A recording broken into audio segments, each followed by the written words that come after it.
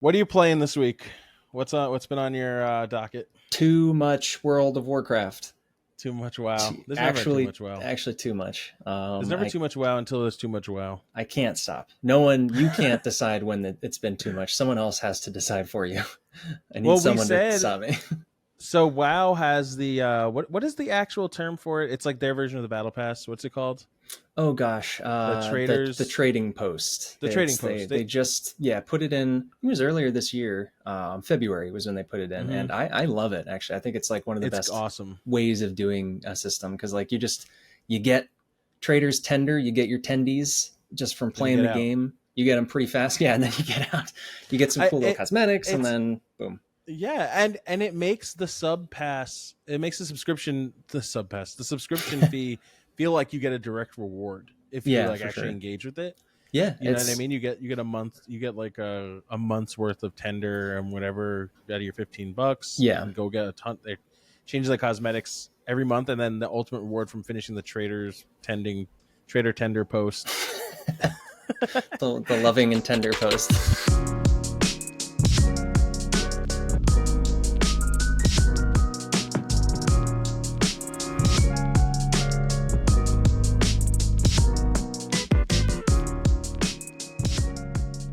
The reward this month is sick as hell. Yeah, any WoW players, any lapsed WoW players out there, I'm not trying to get you back off the wagon, but there's a really It's cool reward. super cool. It's It's a Nether yeah, you Drake can mount that has the new yeah. dragon riding capabilities from Dragonflight.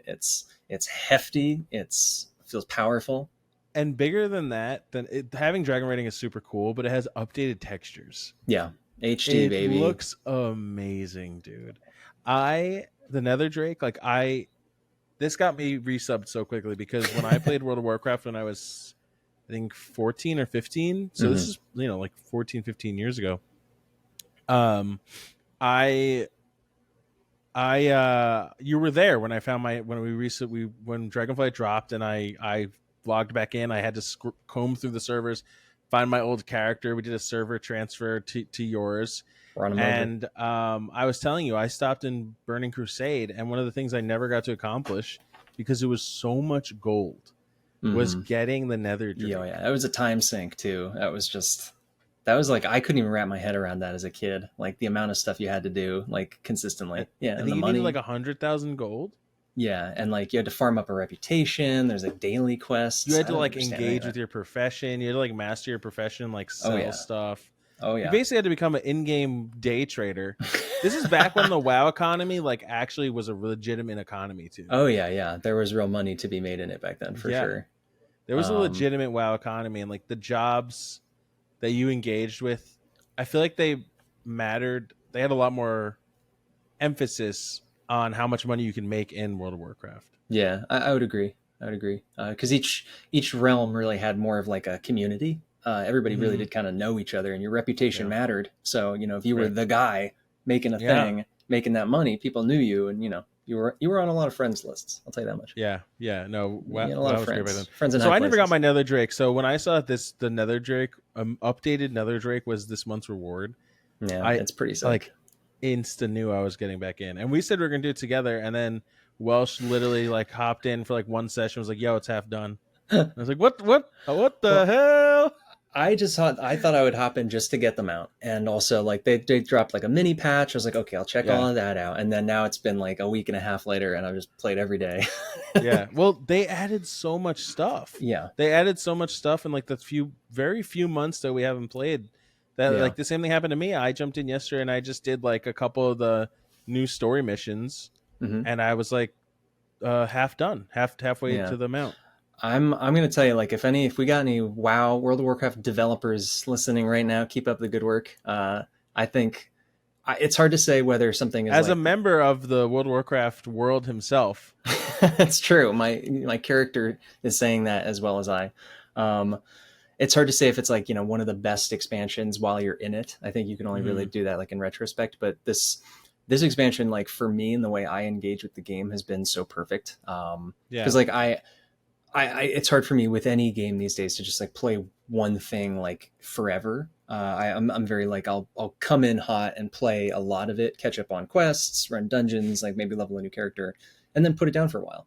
And Yeah. they've been like so consistently like just putting in like new quest lines, a new zone or two, like rebalancing classes. I'm like, I just hopped back in and I was like, damn, there's like so much to do, and So just much kind to of get my fill. relearn, so Yeah, much to engage with, and yeah, and it really feels like they learn their audience, their casual audience in that way, yeah, because it really feels like they're hitting off on like every audience that they have, like yeah, hardcore raiders, mythic plus dungeon players, casual players. Like it really feels like they're just firing off content for every group. yeah. But like I agree. Like I think they learned what their casual players really want, because those casual quest lines and like the things that are very easy to access that they're adding constantly, they directly like add to your monthly reward for the trading post. So Mm-hmm. it's great. Like I agree. This is the exact kind of like thing that'll get me to keep coming back, and like even if I just play like every other month for like 3 weeks or whatever, 2 3 weeks, Yeah. it's I did like the 6 month sub for the first time. I've never done that before. Like got the six wow. months in one sitting, and I got it a couple of months ago, and I was like, or maybe in May or something like that, Yeah. or March. And I was like, at first I was like, oh man, like now I'm kind of putting the game down. Like, was that worth it? But Mm, then again, like I said, just the comfort of like dropping back in whenever for a little bit here and there, and just the amount of fun I'm getting out of it. And I don't know, it's one of the, it's Blizzard. They don't need me to, pay their rents, but it's like, I don't know. When people are doing things well, I like to support it and say like, hey, I'm a good statistic, in this way, yeah. where it's like I like what you're producing right now, so I'm gonna buy the 6 month sub. Yeah, I really hope if Microsoft gets Activision, they don't like ruin it. I'm like very nervous about it. Yeah. Because like they're finally, it feels like WoW after years has finally figured out a really good model, like a really Yeah. good Yeah. model. And if the sub fee, I keep calling it sub pass, if the sub fee ever goes away, I will actually be like really devastated, because I think there's a lot of people who like think sub fees are like egregious, like they'd never engage with them. Hmm. But if it's going to lead to models like this, where it's like the content is continuously Good content. updated, Yeah. good content, the world feels like alive. Dude, logging in yesterday, it was busy, man. It Yeah. was It's like bumping, dude. it was Like, bumping in there. yeah. It was bumping. I did like a one public event thing. There was like no joke, probably 400, like 300 people. Like Oh it yeah, was that's why insane. the time rifts lag so bad, because there's like literally like 500 people on screen at once. That's insane. It was ridiculous, but it's great, and I will gladly pay a sub fee if like that is the kind of the quality that is going to be added to the game, like month over month. I think Destiny should have a sub fee. I'm not even kidding. Like you're basically paying a sub fee anyway with the stupid ass battle pass and the lack of content they put in, and it's like Yeah. I would rather pay a sub fee if things are included. Like the trading post is essentially WoW's battle pass. That's basically included in my sub fee.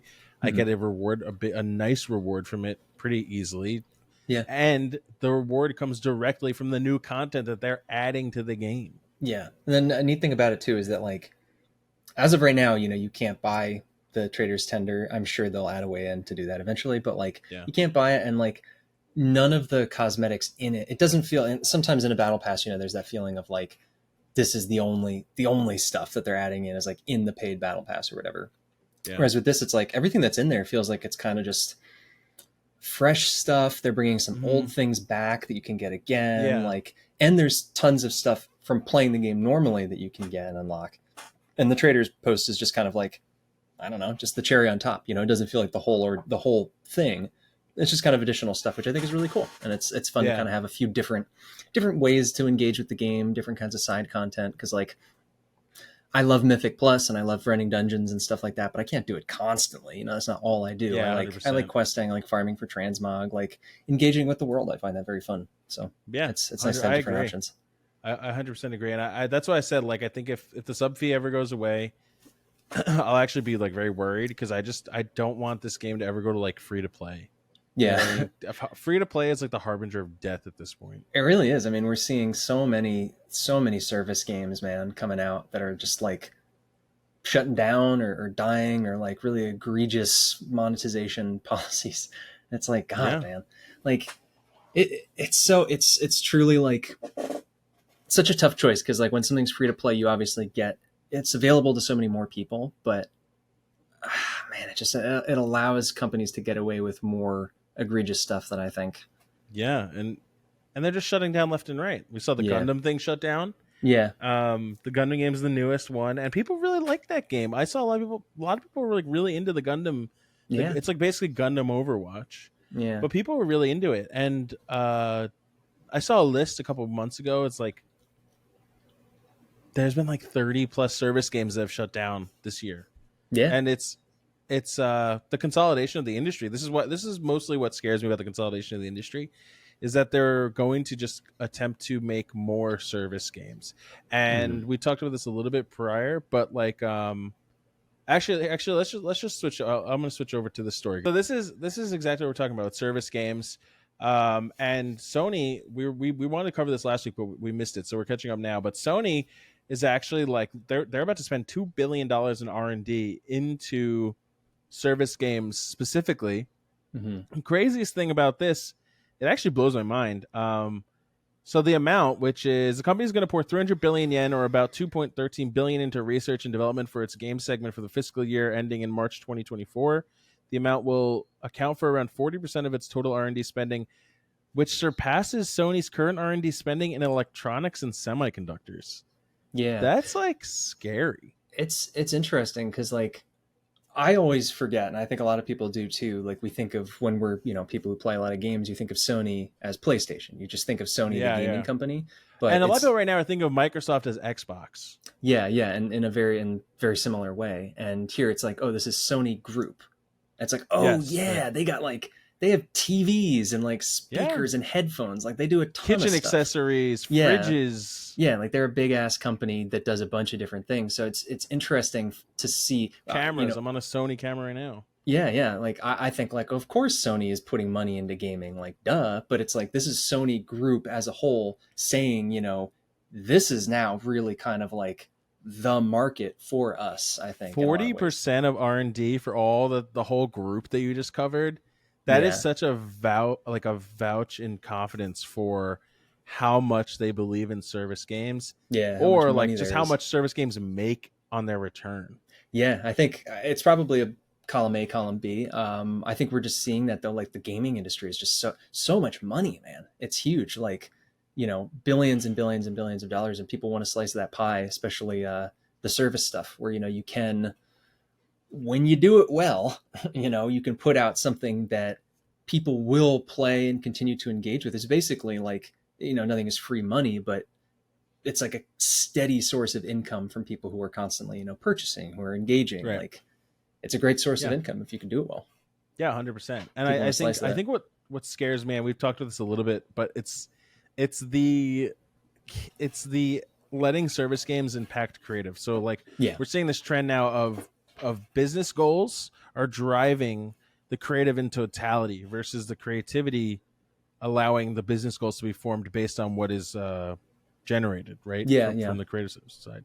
Like the perfect example, that there's that rumor, which I fully believe is Last of Us Factions 2.0 was probably killed or like largely scaled down or put back on the drawing board.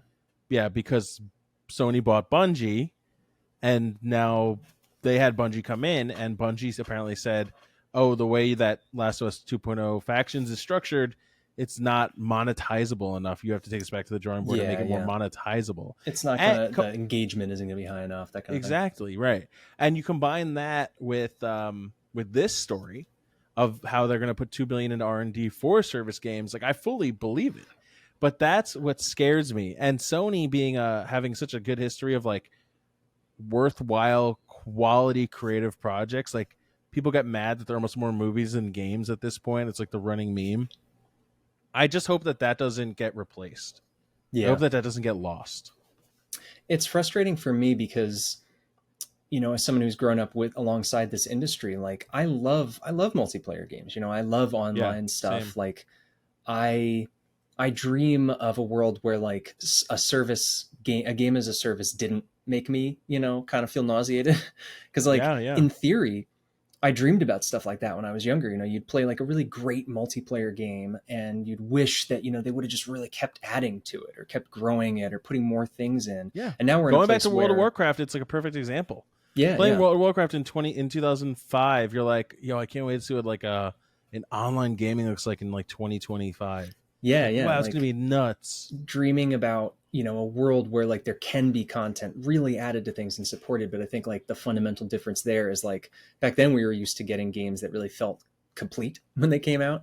Yeah, And, you know, right. didn't necessarily have like very restrictive, you know, DRM or always online stuff. It was more like a bonus on top of things. So you'd get a great game and then hope that they would add more to it. Where now it just feels like it's less like, you know, that's a good analogy. Like you're getting sold the store and with a game attached to it rather than, you know, Yeah. a game with like a store that adds content to it. So Mm-hmm. like I like games as a service in theory. It's just that we're seeing so much of it that's just kind of like siphoning cash out of people. You know, it just feels like things come out, make their money and then disappear, like we were just saying. So Yeah. I would love to see like, you know, I'm curious. I'm curious to see what they do. Like I would love to see Sony put their polish, their money, their oversight into like, you know, some great multiplayer project. I would really love to see what that looks like. But Yeah, me too. I Yeah, hope, like you said, and I hope it doesn't impact like, you know, this quality of good single player stuff or yeah, double A projects. or like the service game itself having any like form of creativity. Yeah, You know wouldn't what I that be mean? nice? Funny enough, like I think like even like Exoprimal, as dumb as it is, does have like a sense of like originality to it. Oh yeah, I was shocked at how much we were playing to the folks at home. We were playing a fair amount of Exo Primal. Just came out on Game Pass, PS5, PC. It is a ridiculous Left 4 Dead like shooter, third person shooter where you're fighting dinosaurs in waves as you like kind of push through objectives, and it's like a PVE Yeah, VP kind of game. it's almost like Left 4 Dead X Destiny Gambit. Yeah, yeah, that's a weirdly good way of putting it. And it's like it's fun, yeah. Like it's a lot of fun to play. It's got some originality for sure. Like no, I can't imagine there was a market test that said people wanted that game. Yeah, You know, that to me feels like someone at Capcom. I probably just like one guy who had like an idea, and he was like, you know, let's do it, let's make this like, and it's a lot of fun. You know, it has it's a that lot of fun. servicey kind of thing, and it's always online, which sucks, but like, Yeah, it's cool and creative and exactly. unique. It's cool. Yeah. And but I think the flip side, the negative side, is that I can totally see this being shut down in a year and a half. Oh yeah, Like totally, completely gone. I don't even want to spend any money on it because I'm like, it's probably, yeah, like you said, it probably won't be around in like, you know, Yeah. 12 months. There's a very good The chance of that. second that stops making money, servers are gone. Yeah, they're offline. done. They're That's- donezo. I think that's a key phrasing that you just used, which is like the second it stops making money. I feel like we used to have companies, and you know, this could just be nostalgia, rose tinted glasses, but it feels like it used to be more often that companies would, or, you know, developers would make a project in a game and a platform because they believed in it. You know, they really wanted it to be fun, and it wasn't necessarily about making money. They would just wanted to just make it and keep adding to it. And now it feels like it is all about the money, to where like the second something isn't profitable, it's you know, shit canned. It's done. It's gone. That kind of thing. Yeah. So yeah, which is a bummer when you really enjoy something and then you can feel it happen. Like when the quality dips. We're seeing. I haven't played Destiny 2 in a while, but from my understanding, what a lot of people who are actively playing it feel is that the quality has dipped significantly as a result of Bungie making Marathon, which is like an even more live service. That is literally an entirely live service shooter extraction game type kind of thing. And so they probably pulled a lot of resources off of Destiny to work on that. And yeah. And they've completely ignored their PvP. Like they've their PvE, like their last expansion, honestly didn't even seem like it was worth the price. Yeah. Well, I'm worried that Marathon's going to actually be good. I'm legitimately worried it's going to be like. Really I'm sure it will be. It'll probably be a ton of fun. Yeah, I don't doubt that for a second. I think it'll be a lot of fun to play. It's just a matter of, you know, how. It's not a matter of will there be egregious live servicey things. I think it's just a matter of how egregious they will be. Because that's the thing with something like that, where it's like, you know, a PvP shooter exclusively. There's no. It's hard to get the hooks, the FOMO hooks, I feel like, if there's no like PvE content. You know, there isn't like kind of like an RPG-ish world building kind of thing that makes you kind of invested in it. But then again, I don't know. I'm not like a primarily PvP player. I'm sure for people who play like only COD and Fortnite and stuff, they're probably like, they get hit by the FOMO constantly. So I don't know. Yeah. All right. Well, we got one more thing about service games. Let's actually swap to this one over here. Oh So yeah, big news. Big news. Blizzard games are coming to Steam. Huge. Can we get a applause and the cheers and I would, but uproarious? it's gonna. Yeah, we'll do it here. Woo! Ooh! I was shocked to see this. I saw it through a friend of ours shared a Wario64 tweet. Yeah, this is like whoa. I thought this was a prank at first. Like I never thought this would happen. It's really interesting. I think this speaks volumes about the current state of service stuff and, like we said, like player counts, profits, all that kind of thing. Mm-hmm.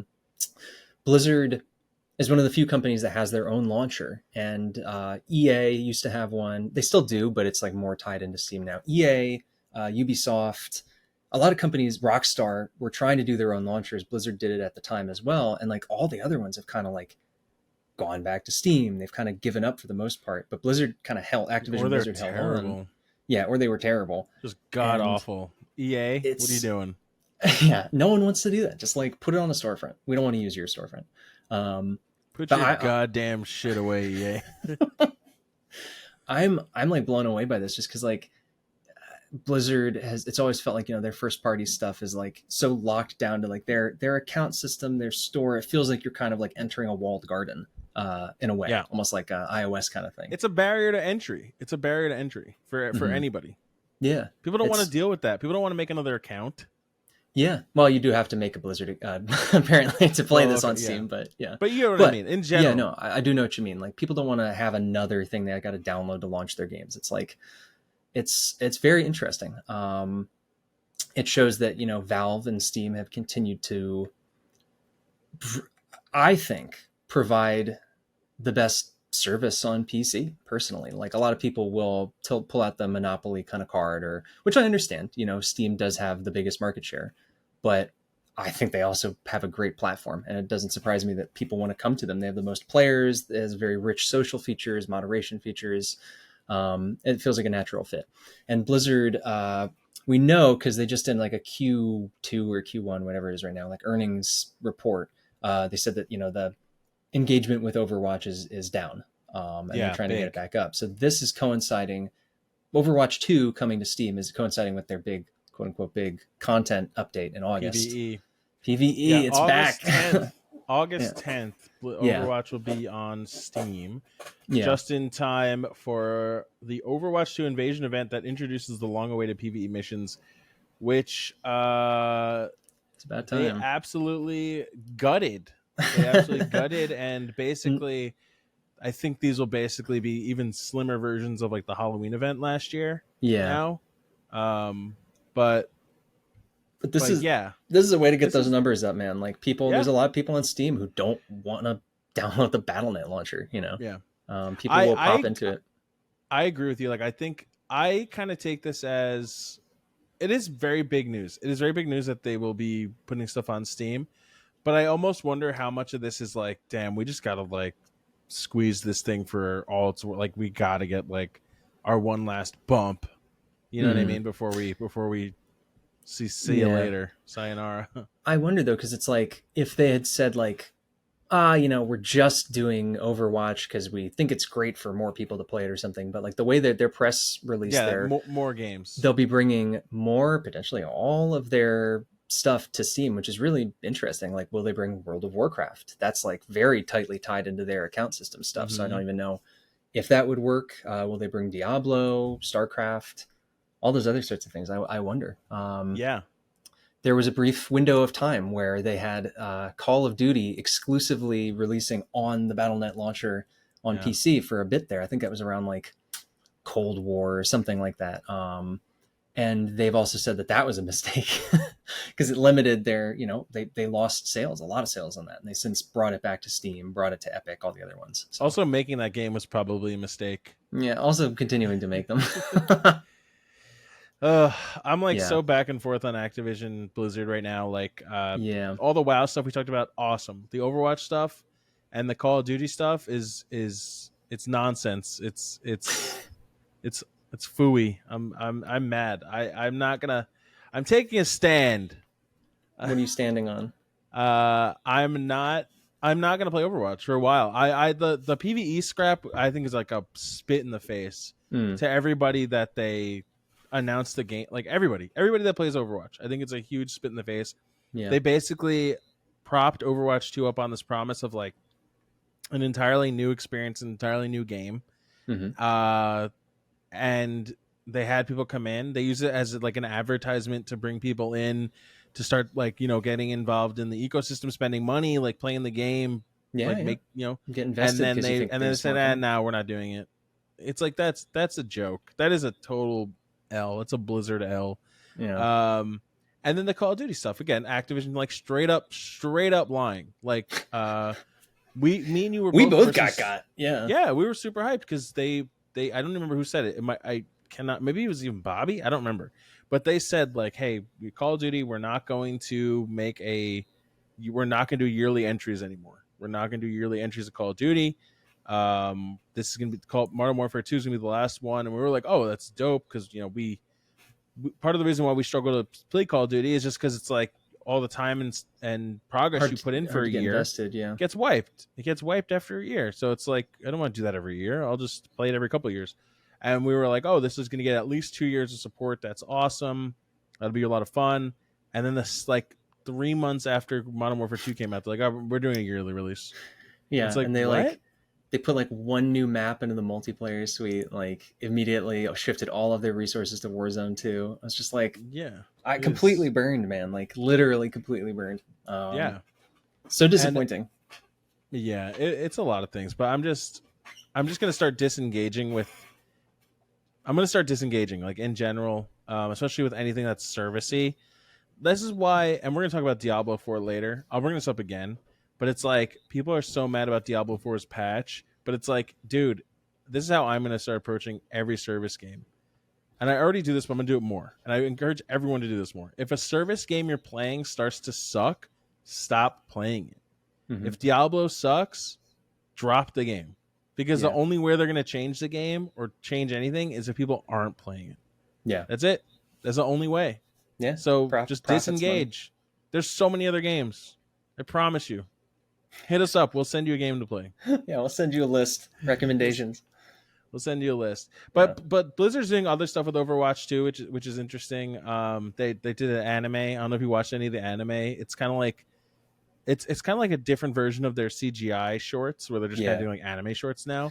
Funny It's enough, interesting. I had no idea they even did that until Yeah. you brought it up here in our article selection. I had no clue that was even a thing that came out. Yeah, it's interesting. The thing about it is just like I'll switch over to it. The thing that bothers me about it, it's just like it's super cool. Like this kind of stuff, the Overwatch storytelling has always been great when it's been given to us. Yeah. It's just I don't know why Blizzard refuses to give it to us. They just keep scaling the game down. This was supposed to be an MMO. It started off so strong with that initial launch trailer for it, where like we got the cool world building with like Tracer and Widowmaker fighting in like a museum or something, like Winston jumping in, like that was so the first. Cool. That was the first one, right? The Tracer trailer. Yeah, and it really seemed like they were going to be doing a lot of world building, original storytelling, and like you said, as time has gone on, it just feels like that's never come to fruition, which is strange because the characters are really beloved. They were built out for an MMO world, so that they have all that stuff thoroughly built and thought out, and they were ready to make a whole world out of it. And the world is there, but they don't enact on it at all until they give you these little fucking 5-minute crumbs of like, here you go, as a treat. Here's some lore. And then they were going to expand upon all this stuff and all these big PvE things, and they just completely scrapped that. So that's what frustrates me about Overwatch right now. It's really cool that it's coming to Steam, but I don't think I can get back into the game right now. I'm so frustrated with them. This little quip here in this article actually kind of sums up how I feel. I forget who wrote this, but this is from Kotaku, which I have problems with them too. But I like this. I like this quip. The writer says, I don't want my larger feelings of frustration with Overwatch 2 to bleed into my feelings on Genesis, which is the anime series. But broadly, I am having a hard time mustering the enthusiasm for Overwatch I once had. Before Blizzard gutted the PvE content, I was a pretty big believer in what the sequel was meant to be, a fresh start that would put the franchise on better footing as a live service game with free-to-play business model that would better fund future updates, and a platform for Blizzard to move the story forward through in-game content rather than extended media. The initial pitch was strong, but piece by piece it's come crashing down. Yeah. With the game itself not being what it was promised, and the Overwatch League apparently in its own mess. Apparently, Overwatch League is like about to poof into thin air. Yeah, shutting down. As Activision Blizzard seems to be stripping it for parts, it's not terribly surprising that the engagement with the game has dropped since it launched in October. But watching something like Genesis underlines that it's a damn shame how Overwatch has turned out. That's exactly how I feel. And I feel almost the same way about Destiny. Destiny has a ton of wasted potential in its world and its story. Yeah. It's just like it sucks. It sucks. Like it's Overwatch League is basically about to fall apart. Looks like the all the teams agreed to like a big buyout deal if they decide not to, if they can't come to an agreement or decide not to come to an agreement. Seems like it's like bleeding money. Yeah. It's not a very pretty future for Overwatch. It's really a shame. I think this author, that the one line there, I'm having a hard time mustering the enthusiasm for Overwatch I once had. That to me sums it up so strong, because like I still enjoy the game. I love those characters. I love the art style. I love so many of the things it represents. And like I had the same thing, you know, when the first game came out, jumping into it like as this fresh franchise, I was like blown away, man. Like I remember seeing on, you know, Instagram and Facebook and stuff, like people I knew from like high school and college, people that like weren't even necessarily like big gamers, talking about Overwatch. There was like someone I went to high school with like doing cosplay as the characters, and like people were really passionate about it. They loved those characters, that art style, beyond just being like a shooter game. I think there was really something to that world, and that the diversity of it, the inclusiveness of it, that like was really beautiful and brought a lot of people in, and they just squandered it. Completely squandered. Really squandered it. Like no outside content to expand the world, like no new PvE stuff, which is the whole thing of Overwatch 2. Why did they even add the number on? Like, right.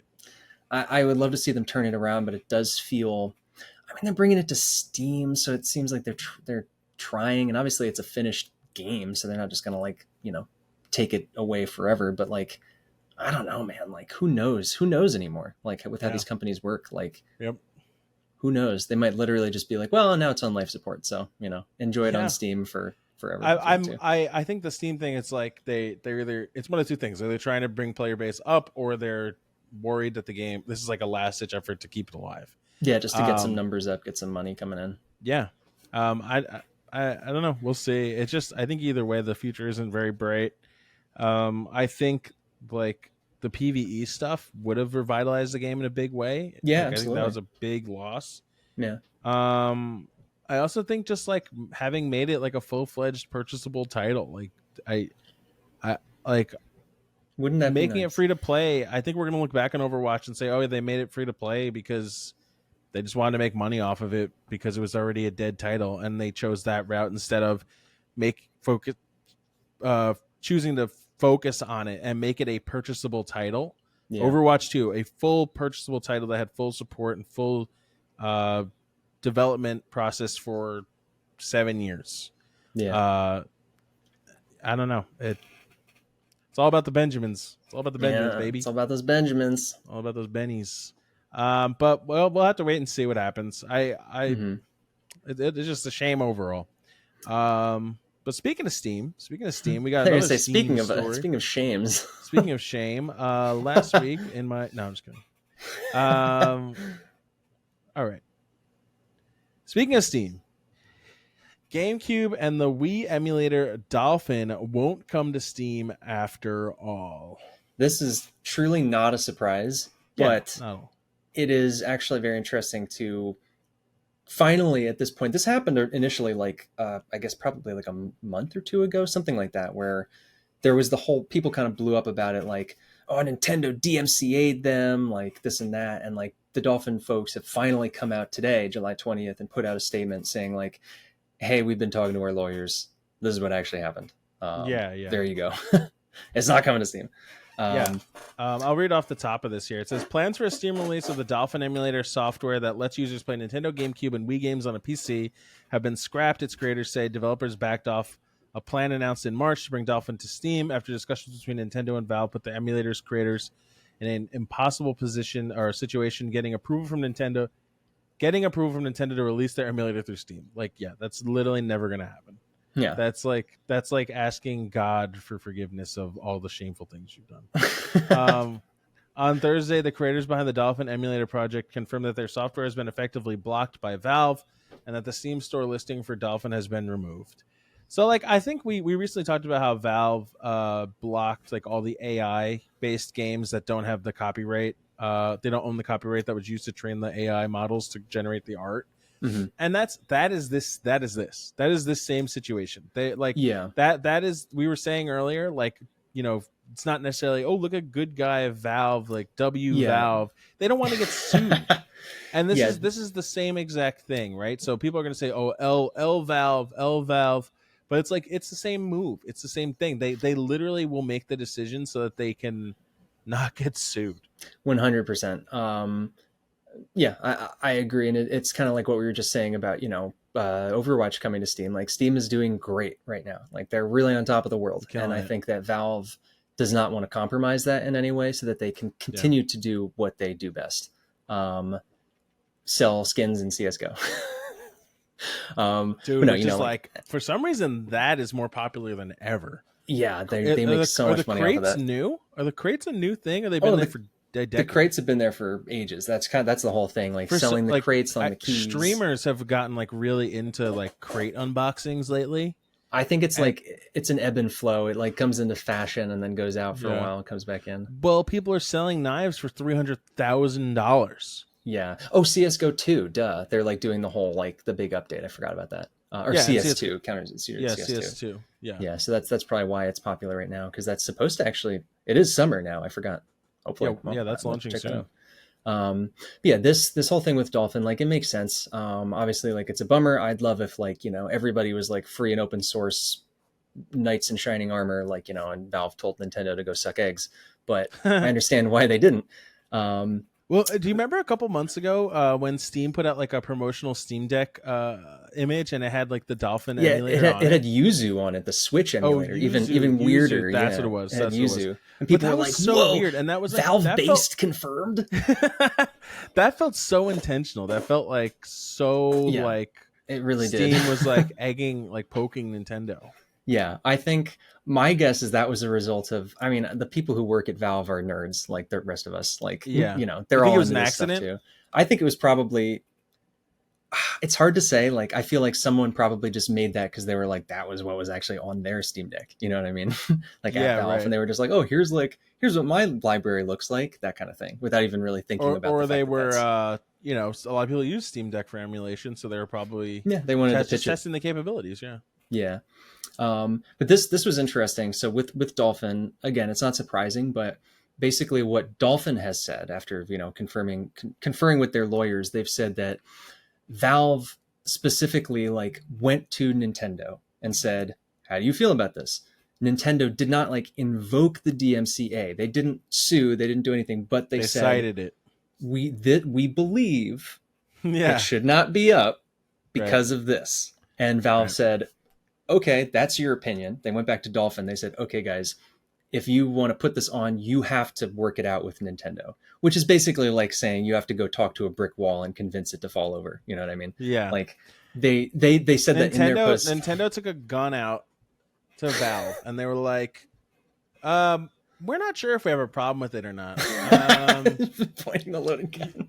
Yeah. They're just like looking about like, we're you know, like, yeah, maybe it'll be a problem. You let us. We'll see. Yeah, it'd be a shame if someone leaned on this trigger by accident. But yeah, and Dolphin said they were like that it's impossible. They were like that was effectively the same as saying that you cannot put this on the store, because they were like, you can't reason with Nintendo about this. That's Nintendo's whole crusade is stopping stuff like this from existing. So it's actually interesting that Nintendo didn't, you know, take it all the way. They were just like, just nix it, you know, basically don't put it up and that kind of thing, and then kind of left it at that. I don't think this is as big of an L as people might make it out to No, be either. I think this was kind of a lot of things were taken out of context or kind of just blown up a little bit around this. It was an interesting conversation, but it was going hand in hand with a lot of stuff about Nintendo just being, crappy in general about emulation. Yeah. It kind of happened at the same time as a lot of that sort of stuff too. And we talked a couple weeks ago, or maybe a couple months ago, about Nintendo they're like DMCA striking GitHub code. Like they're going in, dude. They're going after it. Yeah. So this is to me the more interesting part of this. What a lot of people were going wild about on Twitter and the internet and stuff here was saying like, oh, like we looked into the Dolphin code on GitHub. They actually have like the encrypted keys from the Wii in their source code. That's what like Nintendo's coming after. And they acknowledge that here by saying like, yes, we do have, there's something from the console in there, but they were like, it's been in our code for 15 years. Right. And no one has ever said anything. We've never received any legal notices. Like our lawyer doesn't even necessarily think it's a problem. Like, oops. So like that was actually not a big deal at all, but people were acting like, that was Nintendo was coming for them because they had the encrypted codes. Well, everybody on Twitter, especially the ones with the blue check marks, they're like legal experts. Of course. Yeah. So they understand how this stuff works more than everybody else. They understand. Oh, and not only are they legal experts, they're also world-class developers. Of course. They're also world-class devs. So when they say just port it, when they say just port it, like just port it, dude. Just take the Switch just take the Wii version, port it to Switch. Just press the port button. Press port. Come on. You better fucking believe them. You better do what they say because they know better than VS Code. They know better than press the port button. Yeah. They know better than you. They pay $8 a month to.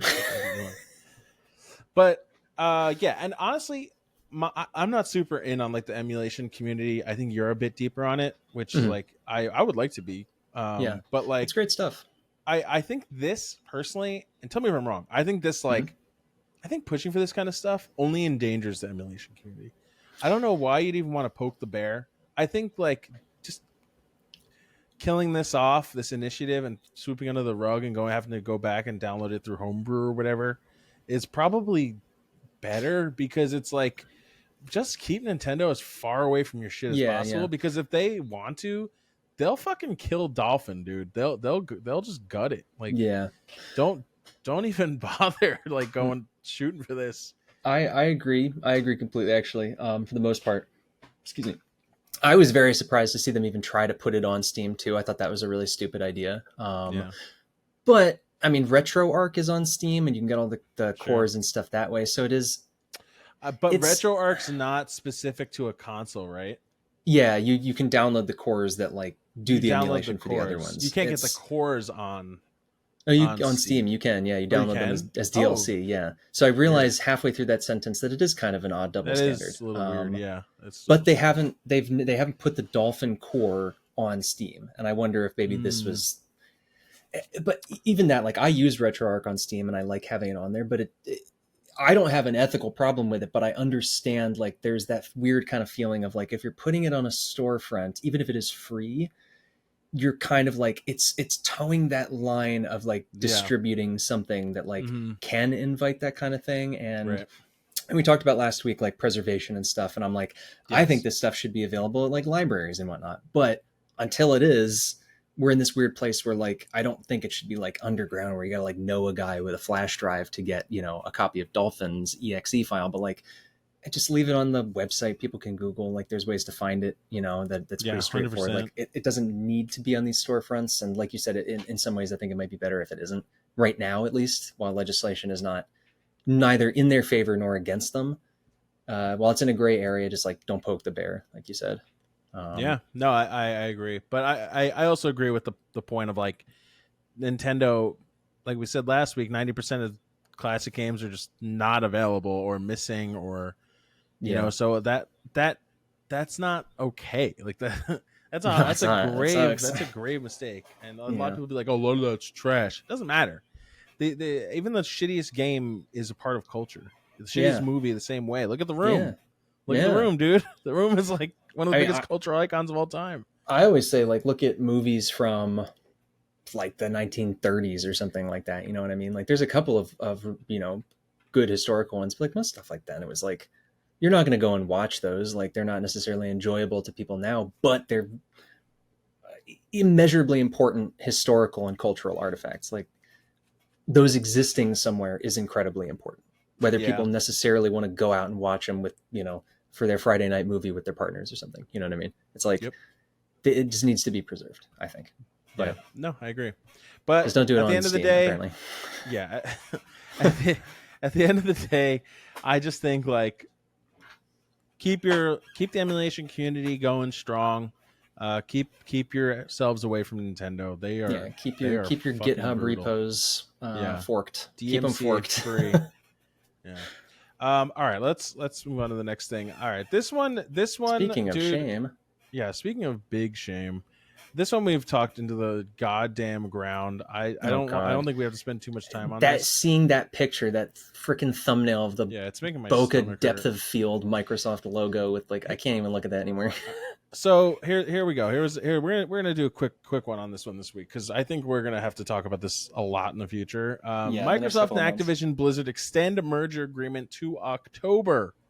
Everybody last week, yay, monopolies.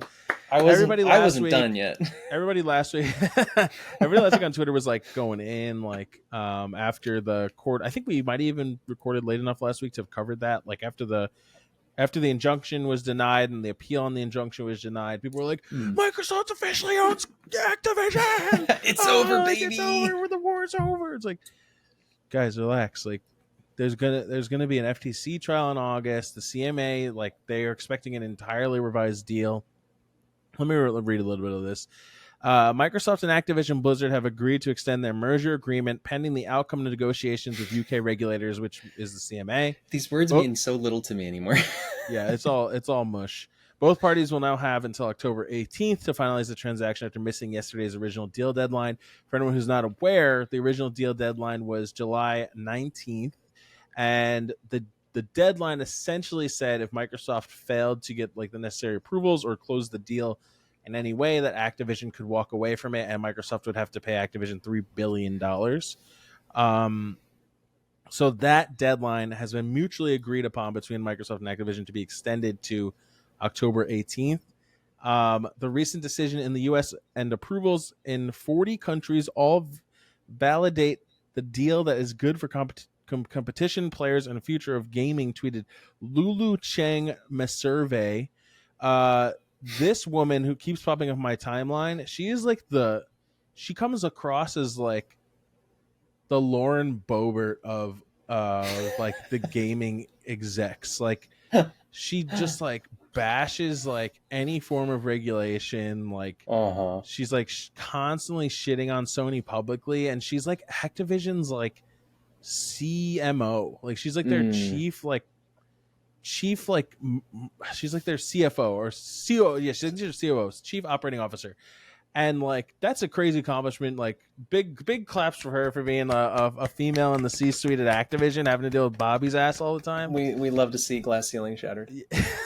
But dude, like she tweets like any of the other blue checkmark Xbox fans. Like, dude, you're a C-suite level employee in a Fortune 10 company. Like, dude, bring it down. Like, bring the professionalism is out the window, dude. It is just out the window. It really is. But anyway, Activision Blizzard she's the CEO of in EVP of corporate affairs. Blah blah blah blah blah. They extended to the 18th. For anybody that just needed like a quick update on this, essentially, last week the injunction that the FTC was trying to apply to block the deal was denied by a judge. There's going to be an FTC trial in August. They appealed that denial. That was denied. Everybody thought the deal was going to close over the weekend. That did not happen because the Microsoft is essentially trying to have the CMA, which is the UK's FTC, basically reverse their denial. But in order to do that, the CMA is saying they want to see a brand new restructured deal. There's some rumors that Microsoft might even sell cloud gaming rights to a different company in the UK. so that the CMA will approve it. And meanwhile, which I think is the most interesting thing, is that PlayStation has actually signed the 10-year deal with Microsoft to have Call of Duty on their platform.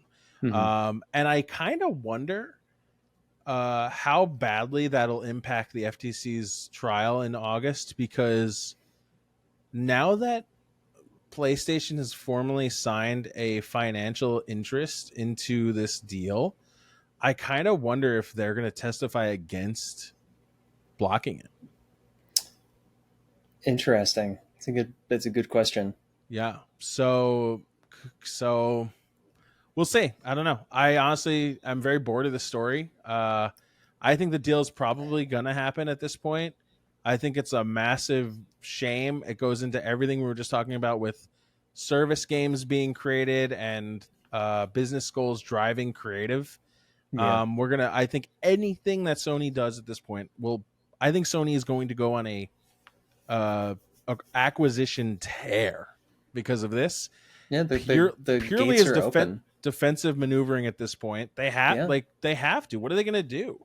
Yeah, Microsoft has shown that they'll spend $1 trillion buying every studio in the world if they can. Yeah, 100%. So this is a shame. I don't think people really realize how big of a thing this is. And then I have people immediately complaining to me about the price of Game Pass. Like, dude, that's only going up.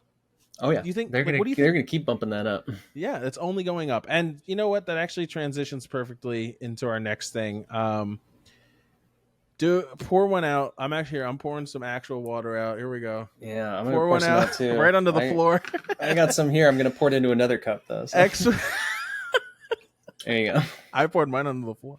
That's wow. Xbox Live Gold is going away. We hardly knew ye. That Xbox Live Gold is almost as old as I am. Salute. Insane. I remember buying my copy of Halo 2 midnight release and having that little card in there for a free trial. Oh god. A free trial of Xbox Live. Oh. My first online gaming experience that I can really remember, it was not Xbox Live. It was Christmas Day. I was probably 11 or 12 years old. I asked for the PlayStation 2 Ethernet adapter. Oh god, that thing! I remember. And I played. I plugged it in, and I played. I think it was Battlefront 1. And I will never forget we're talking about Dreaming of the future of online play when we were young. This was that moment for me where Seriously. I all of a sudden was in a lobby with 50 people, all different stormtroopers or whatever, or different rebels. And I was like, this is, I was 11 or 12. I was like, this is the most insane thing ever. I was killing people that were real. People were killing me. I had all these teammates were running together. I was like, we're literally in a Star Wars war right now together, thousands of miles apart. And then the craziest shit ever. I remember I hopped in an X-Wing and someone else hopped in an X-Wing, and we flew up to a AT-AT, and we both shot the cables into the legs and flew around each other and wrapped the AT-AT's legs in the wires, and it fucking it fell over. And I remember being like, this is peak gaming. Wow. This is peak gaming. You lived the experience that every developer on that game wanted people to have. Yeah, dude, that's incredible. Doing that online blew my brain. It blew me away. It was insane. And so that was my first experience with it, right? And I have to give Xbox so much credit because they took that and they carried that forward with Xbox Live. In the console world for sure. Years. It really changed the way people just approached gaming, approached multiplayer stuff. It was so accessible. It was so incredibly accessible, Xbox Live. Because it was the UI that they added to it in the Xbox platform. You didn't need a weird adapter. You need a weird adapter. They made the hardware and the software seamless as hell. They basically standardized what a friends list is online. How those services interact with each other, partying up. That's true. Partying up, dude. They basically invented Discord like in the Mhm. way that they, you know what I mean? Like Yeah, they, yeah. When we think about sort of like, a gaming chat party or something like that, most of that the really came from. evolution of like a TeamSpeak or a Ventrilo, Xbox Live was that middle step from those things to Discord. Yeah, yeah. Um, it did a lot. It did a lot, and I have a lot of like very cherished memories of just staying up till 5 in the morning on Christmas break, while me and two of my other friends are just playing like We're all playing the same Assassin's Creed together, just like talking or barely talking, but just like, Yeah. Oh, dude, you're making me so nostalgic. I'm getting like all misty-eyed over here. And we all dude. shared so many of these similar experiences. It's a beautiful thing. It means a lot. Xbox Live meant a lot. Yeah, Dude, for sure. nothing like 4 in the morning, 4:30 in the morning. Like no one's even talked on the Xbox party for like an hour. So you're like, yo, guys, I gotta go to bed. I'll be on it. Like I'll be on at like 11.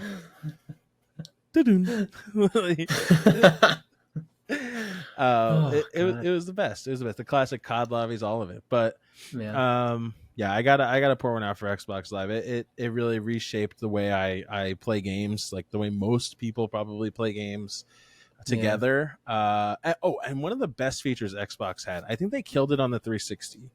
Or maybe no, it might have been even the Xbox One. I think they added it and killed it both at the same time on the same generation. They never brought it back, and I think they still should bring this back.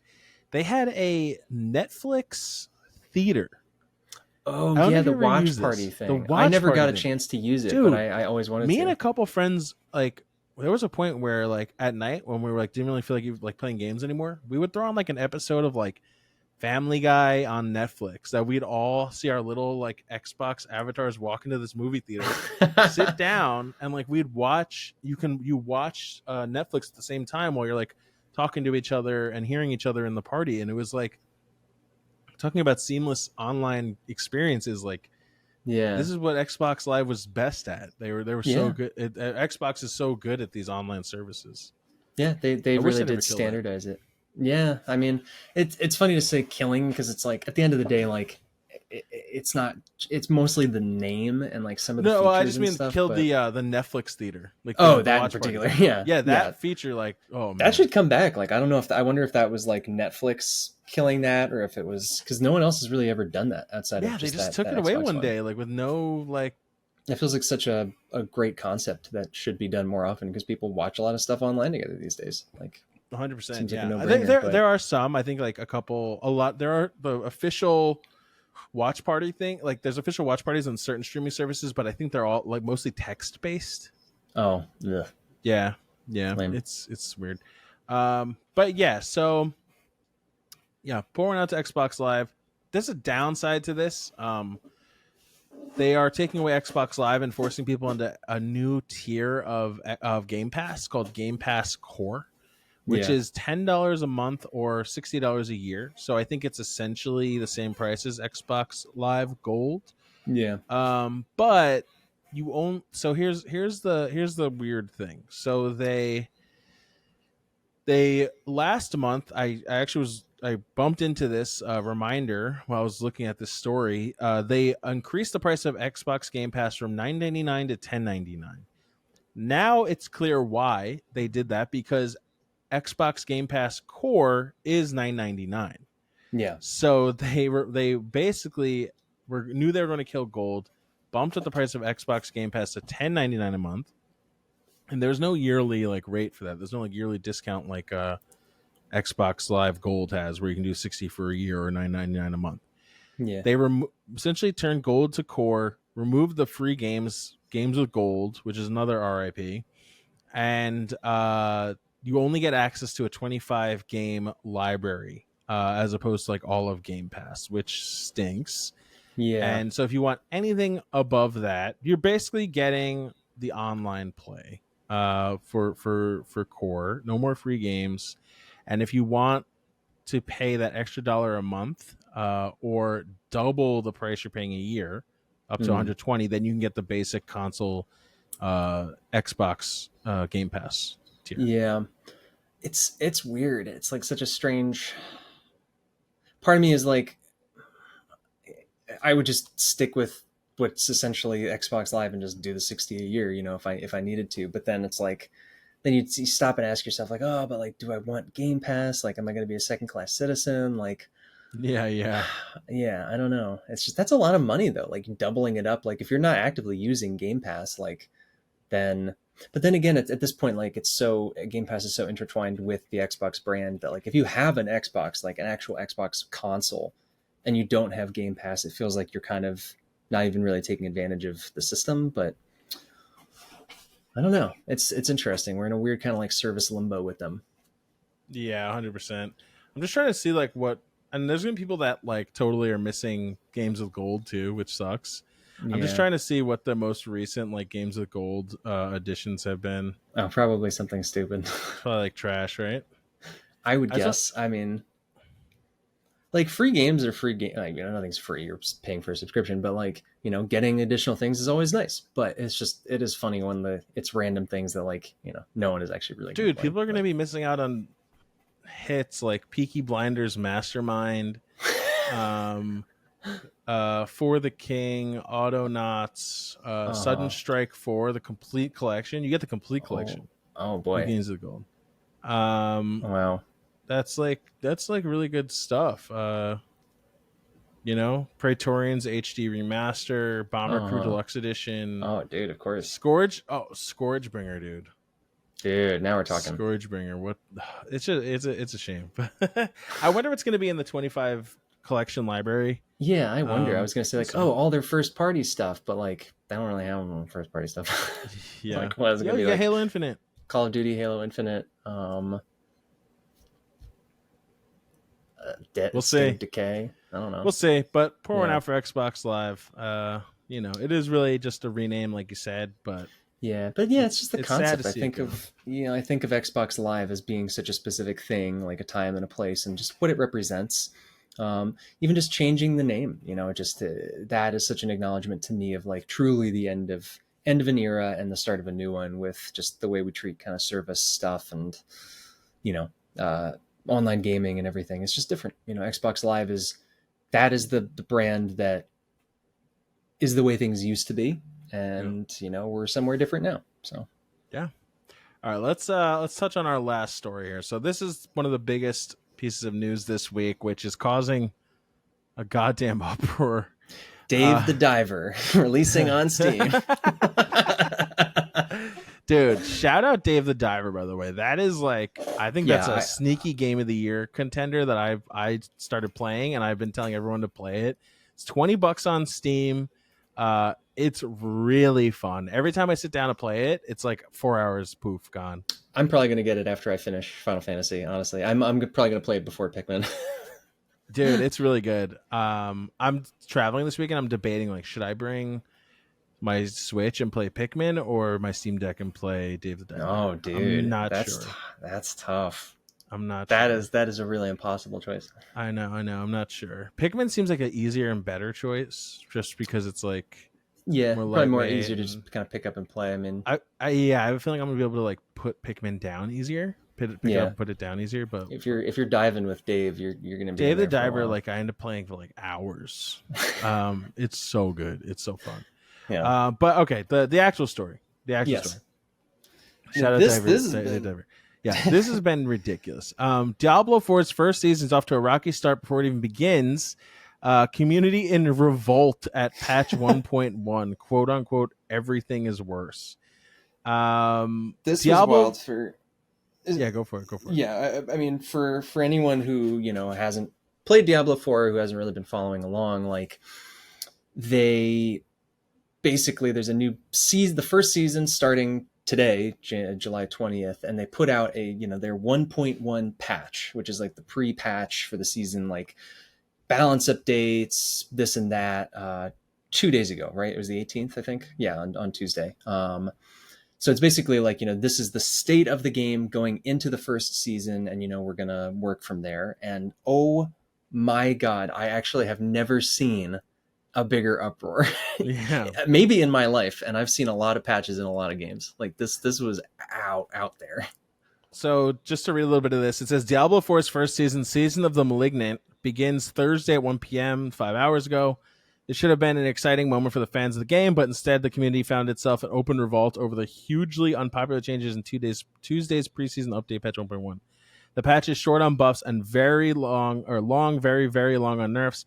Players' defense and damage have been reduced, and leveling progress has been significantly slowed, especially in later levels and higher world tiers. Even the sorcerer class, which players agree is the most underpowered in the game, has a serious build diversity problem, was nerfed instead of buffed. Both the Diablo 4 and Diablo subreddits are overwhelmed with complaints about the patch. Streamer Asmongold, shout out Zach, Yeah, Zach boy. Rar, summed up the situation in the opening minutes of a video discussing the update. Number 1, everything is worse. Number 2, everything is harder. Number 3, everything you were doing, now you have to work harder to do it again. Number 4, leveling slower. Number 5, Hell Tides, worse. He continued referring to the late game activity, blah, blah, blah. This is something he said that I thought was interesting, and I'm going to loop back around to like the whole state of this. But he did say, so there was a big nerf on like the vulnerability, which is like the core of the game. Like it was the core of the game, is you like get your enemies to be vulnerable, and then you like go in on them. Damage reduction reduced, vulnerability gutted. He said, good decision, by the way. I agree with the vulnerability decision. I think it's smart. Vulnerability is a mechanic in which blah, blah, blah, blah, blah.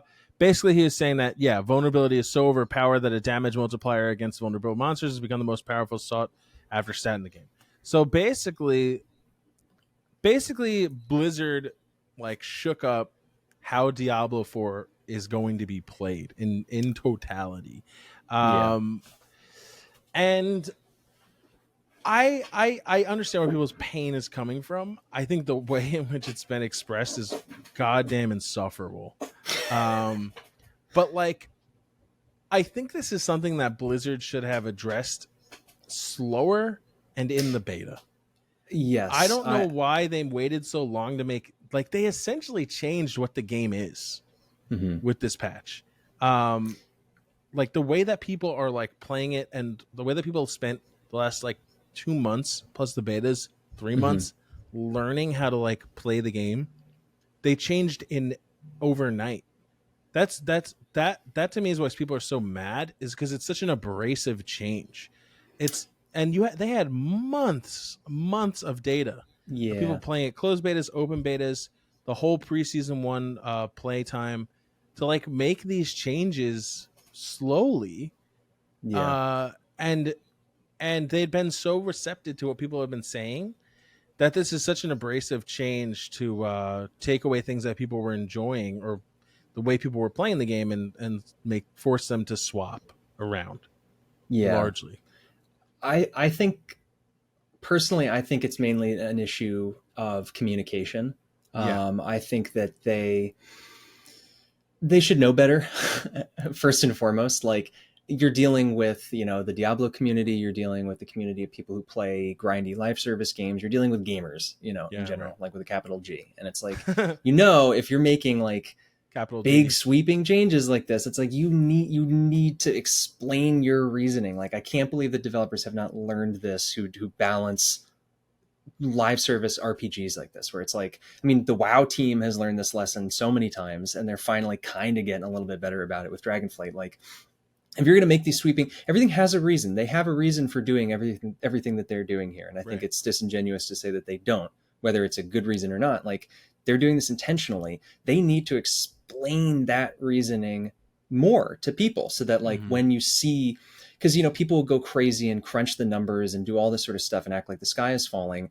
If the dev team doesn't specifically say, like, we get it, we know this seems dramatic, but like, we're doing this because XYZ scaling this and that, like, this is how, like, not to in any way shut down people's concerns, but like, this is how these sorts of things usually go with games like this, with like ARPGs, MMOs, anything with like classes and damage numbers and stuff like that. Like, they come out in a state, usually there's like a couple of weeks or a month or something like that, where like players get their hands on it and people start doing outrageous stuff. People break the game essentially by figuring out different builds and different things like that, like, because companies don't QA test anymore, like the community does that for them.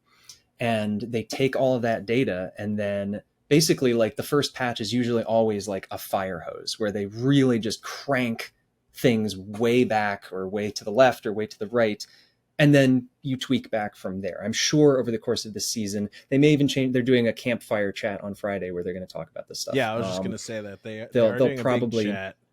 they're probably going to tweak things as it goes along and stuff like that. It's like I totally understand the frustrations, and like, you know, I wasn't in the end game enough to really understand a lot of the numbers there, but it seemed like the core of what they were doing there is looking at the way people wound up with their characters by the end of the preseason there, and like the kinds of like crazy builds that people were doing, and said like, okay, you know, this is a little too strong.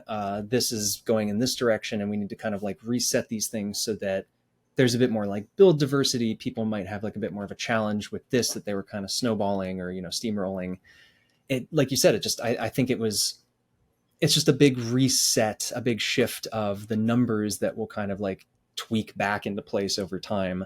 And I understand, 100%. I understand people being very frustrated with that. And again, like, you know, criticism and critique is what gets things changed. So, you know, good on people for doing it. But what I was seeing within the first 24 hours of this was like not in any way, and even now, like not reasonable, balanced feedback. It's like people, it's not constructive criticism. It's not it's something not that the devs will take seriously, and it's not something that I will take seriously either. Because like when when I hear people like bitching and moaning in the way that they have been about this patch, it makes me just want to like totally stop playing the game. Like I don't even want to like, and not because the patch is bad, because everyone is so insufferable in the way they're expressing themselves. Like I saw people on the subreddit, on like the Diablo subreddit and on Twitter and stuff, like unironically, like full chested saying, you know, this is the worst game I've ever played in my life. Like, I hope the developers like all starve, like they should all lose their jobs. Like, this is disgusting.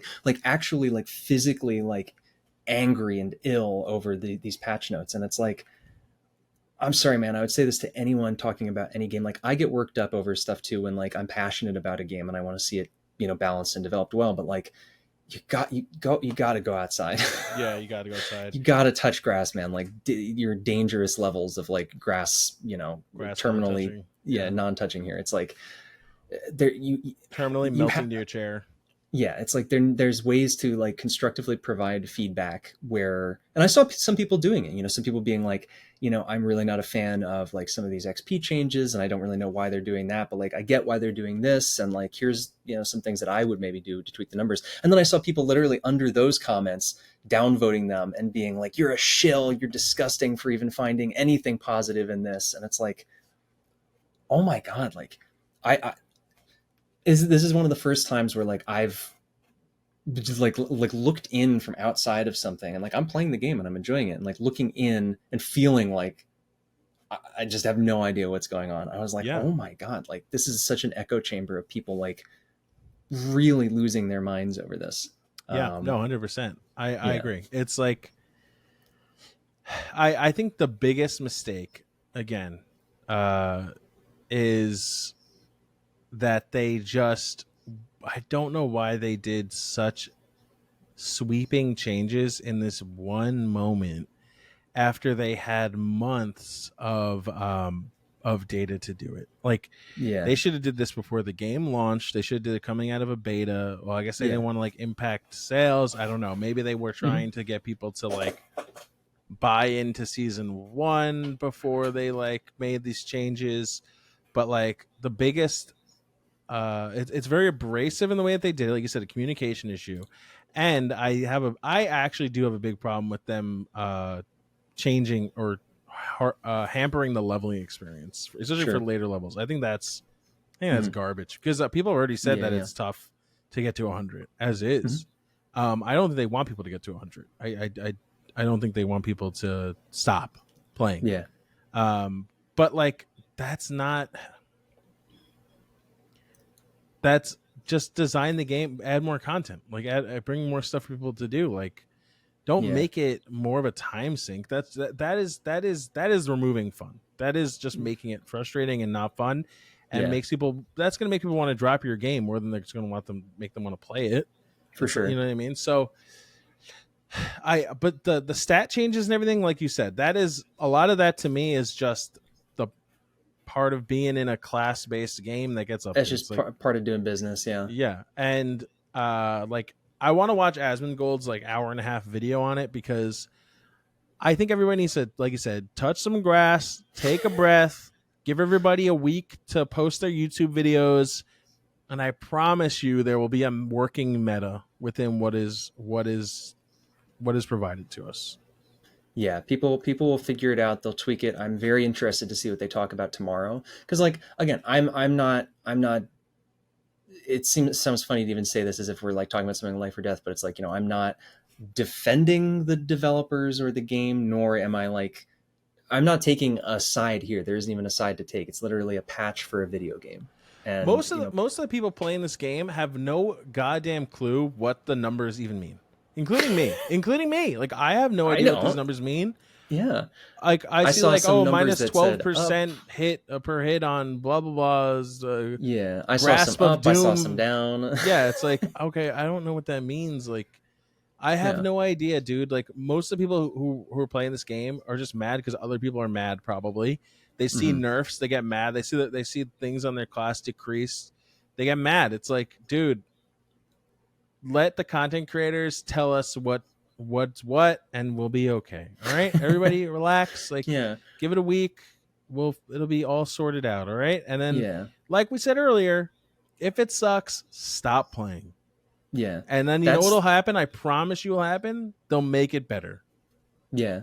That's the thing that I think was very eye-opening to me. Like, and again, I'm so passionate about games. Like, there's games that I love. I get a little worked up when there's like patch notes for my class in World of Warcraft that I don't agree with, that kind of thing. But it's like the way some people were talking about this legitimately sounded like this game was like their life. Diablo. Someone working at Diablo killed their family. That's actually how people like were talking in some of these things, and I was like, Diablo killed their family. Absolutely nuts! Like some really like vile things being Blizzard. said. I hate Diablo. And it's like, I get it, man. Like, and then there was like, there would be a comment of someone being like, "Yeah, I mean, these patch notes suck. Whatever. There's other good games to play. I'll come back next season." Exactly. Like, and that's fine. And then there's like you and me where we see it and we're like, I don't even know what this means. Whatever. Yeah, I'm like, I'll play the season. I think the game feels great to play. It's very fun. I'm sure I'll probably hit a point where I notice some of the weak spots. Exactly. And I'm a level 62 or 63. That's as far as I've gotten on my Barbarian pre-season one. I'm gonna start like, fresh. And I was playing it, getting a little statues, doing some Nightmare Dungeons. It was like, oh, this feels the same. This was exactly the same. And I'm sure people who listen to this or people online who are like, well, you really feel it at level 82 and a half because that's when the experience drop off really hits. Nightmare tiered levels 47,000 actually doesn't really feel as good as it used to. Okay. Sorry. Like, you're at level 1 now. So what are you talking about? It's really interesting. This all goes into, and again, I feel like I must say, I understand. Like, I get it. I think criticism and critique is good, because the developers need to hear it. They need to, they put things out. People need to give it back as well. But it needs to be, constructive. So I think that's good. But this goes so hand in hand with like what I think we see in a lot of like the gaming industry right now, where you notice like there is this like very loud, and you don't really notice it when like you're kind of part of the group until suddenly you're on the outside. You notice that like there is this, I don't know if it's a minority or a majority or what it is, but there is a group of people in the gaming community who are just so toxic, really, for lack of a better word. People who just get so angry, like really angry about this stuff, and like say really cruel things, and like review bomb games, DDoS servers, like it's really wild. I don't know if you see that anywhere else. I think if you, and I think you can apply this to outside games too, and something I do catch myself doing. I try not to do it like at all. But if you find yourself going on Reddit, going on Google, and searching like Diablo 4 patch, and then you add some kind of descriptor after it, right? Like sucks. Diablo 4 patch bad. Like, and then you type like, and then you look for Reddit threads that are in line with that. You're just gonna make yourself angrier. If you find yourself going to Google, going to Reddit, and searching for things along your bias, you will find it, and it will put you deeper into that bias. Yeah. So like I tell people like, dude, just get off Reddit. Like get off Yeah. Reddit. Like look for some things that might be positive or like whatever the new approach is for whatever, is harboring you. In this case, the Diablo patch. Just look for what the new approach is going to be when you play the game. Like, okay, maybe we can't use vulnerability anymore. I guess we got to do bleed builds now. Like whatever. Like we'll figure it out. It'll be all right. Everybody breathe. Just Yeah. stop trying to confirm your bias because it's going to destroy you. Yeah. It's going to make you hate the game. Like Yeah. just let it sit. Don't listen to everybody else, and do some kind of just do go listen to Asmongold's 2-hour thing before you make like an ultimate decision. You know what I mean? Yeah. Yeah. It's so funny that Like, like let's say like Asmongold's 2-hour video is like the voice of reason here. I know. Like it probably and he might be ripping it apart in that video, but like I know he's doing it calmly. Yeah. Yeah. Yeah, that's the thing. It's just like, it's so refreshing. Like, again, I'm not in this scenario. I wasn't looking for neither positive nor negative response. I was simply trying to find, this was actually Trying really to find remarkable. like analysis of it An and actual how analysis. to approach season 1. It felt like I was Googling something related to politics, and how like Right, divisive and like fired up and tribal it's become. Like I was literally, it was like a Marjorie game I was Taylor playing with Greene myself. said that the sorcerer is the worst class in the game. Joe Biden nerfed sorcerers. Joe Biden nerfed barbarian into the goddamn ground. I can't even do a whirlwind build anymore. Every class is going to be necromancer, bone spear from here on out. God damn it. Oh my god.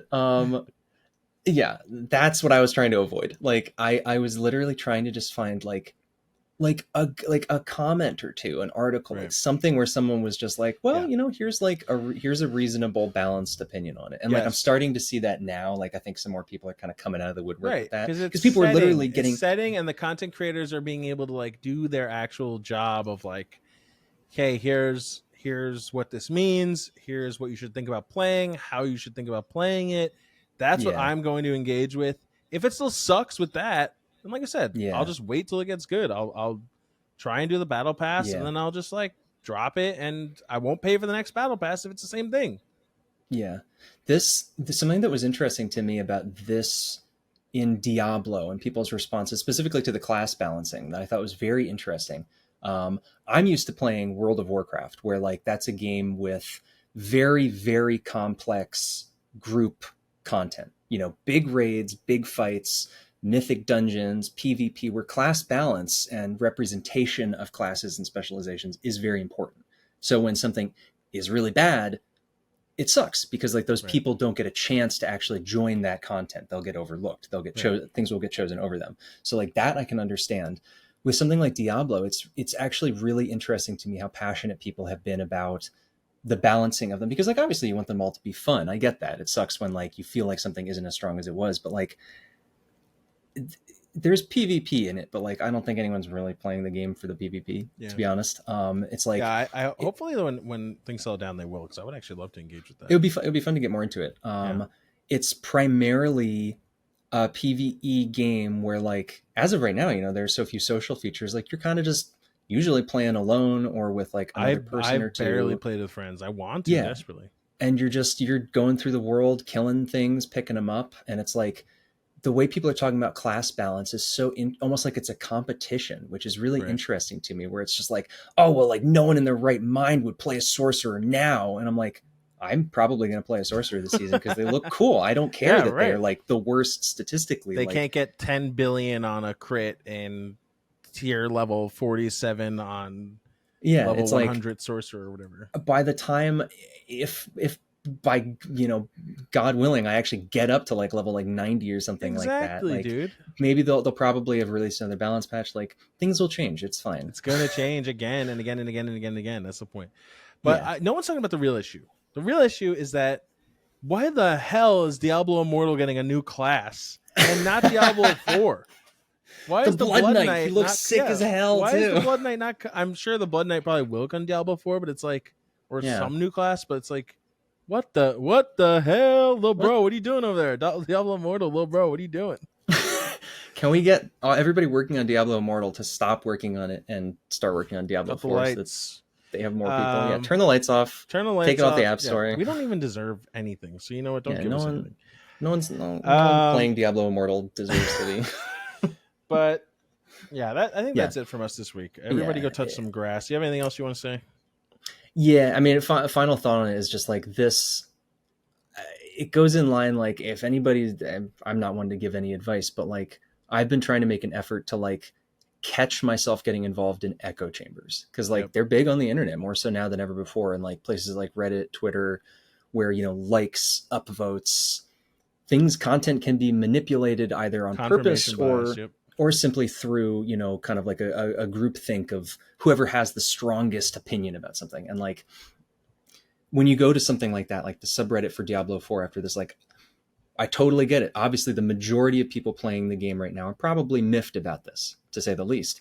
But if you go there, you would think that the game is literally dead, that the developers have like put a gun to the head of every single person playing the game and are about to pull the trigger. And it's like, there is no room for like any kind of, like real discussion about it. And I'm trying to avoid things like that. Like you said, where you're getting your biases confirmed. You're just getting more and more upset. And I'm like realizing like, oh, okay. Like if I'm looking in on something like that and I'm like, it's just making me feel like not good. Like, let me take a step back, realize that like there is constructive feedback buried in there. It's just that like the upvotes, there's just the snowball effect, and it's like to kind of like find ways to not get sucked into that sort of thing, so that like I can kind of maintain equanimity. And like, I would say if you find yourself, like Welsh just said, you find yourself typing out a comment, look at it for a minute, delete it, and then close out the tab. Follow us on Twitch, Twitter, and YouTube at SRankPod. And then go see Mission Impossible Dead Reckoning. And Barbie and Oppenheimer. No, both those movies can go to hell. Mission Impossible Dead Reckoning, Part 1.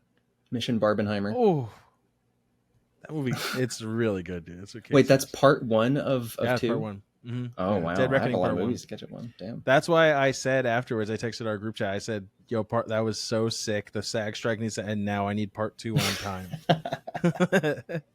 But if after all those things, you do all those things and you still want to send that comment, then go back and send the comment. But I guarantee you probably won't, because take a second, take a breath. You're gonna add years to your life if you stop fighting in those echo chambers and creating those echo chambers. Just let it be. It'll be okay. We promise you. What's gonna happen? We promise you the game's gonna change again, and you'll be pissed again. That's what we promise you. Yeah. I'll probably be pissed. I'm gonna watch this campfire chat tomorrow, and I can't wait to see what they have to say. Because for me, it's more about we're trying to end here, but like I said, I think it's about communication from the developers. Like I want to hear them actually talk about their reasoning for this and like 100%. what they were thinking, and like that will probably make me feel better or worse depending on how it goes. Because like if they had like 2 paragraphs at the start of these patch notes saying, "Hey everybody, we know these might be some unpopular changes. This is our reasoning for it. Right. Exactly. This is what we're addressing. This is what we're trying to do." 100%. That would have helped a lot, I think. Yeah. But what are you gonna do? I'm not a developer, so. No, I agree. That's like this week at Bungie's were always like really good. But yeah, look, I agree. Everybody, go touch some grass this week. We'll be back next week, hopefully on Thursday. It's probably gonna go live on Friday, the day of the campfire chat. So.